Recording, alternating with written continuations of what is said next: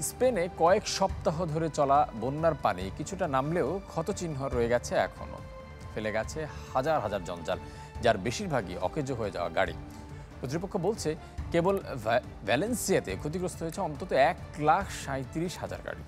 এখনও বন্যার সতর্কতায় মালাগা, কাতালোনিয়া সহ বেশ কিছু অঞ্চল।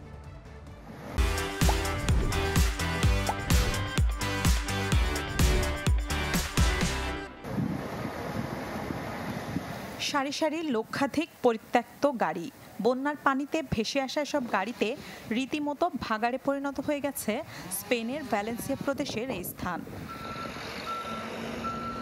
আস্ত ফুটবল মাঠ ব্যবহার করেও আটকে রাখা যাচ্ছে না অকেজো এসব গাড়ি, যা রীতিমতো মাথা ব্যথার কারণ হয়ে দাঁড়িয়েছে নগর কর্তৃপক্ষের। ভ্যালেন্সিয়া কর্তৃপক্ষ বলছে অন্তত 1,37,000 গাড়ি এবারের বন্যায় ক্ষতিগ্রস্ত হয়েছে। গেল অক্টোবরের শেষের দিকে ভয়াবহ বন্যার কবলে পড়ে ভ্যালেন্সিয়া অঞ্চল। প্রাণ যায় প্রায় 2.5 শতাধিক মানুষের। সবচেয়ে বেশি প্রাণহানি দেখে ভ্যালেন্সিয়ার পাইপোর্টা শহর। এত ভয়াবহতা আগে কখনো দেখিনি। বানে তোড়ে চোখের সামনে ঘরবাড়ির দরজা জানালা খুলে পড়ছিল, মনে হচ্ছিল কোনো মুভির দৃশ্য। আমরা সব হারিয়েছি, কিছুই অবশিষ্ট নেই। মরদেহ দাফনের জায়গাটুকু মিলছে না।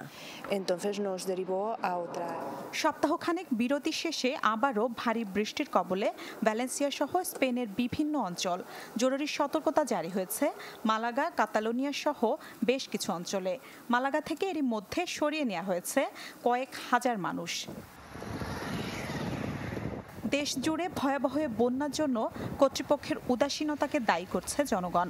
আগাম সতর্কতা না নেয়ায় বিরোধীদের কঠোর সমালোচনার মুখে পড়েছেন স্পেনের প্রধানমন্ত্রী পেদ্রো সানচেজ। মিলা খন্দকার, চ্যানেল 24।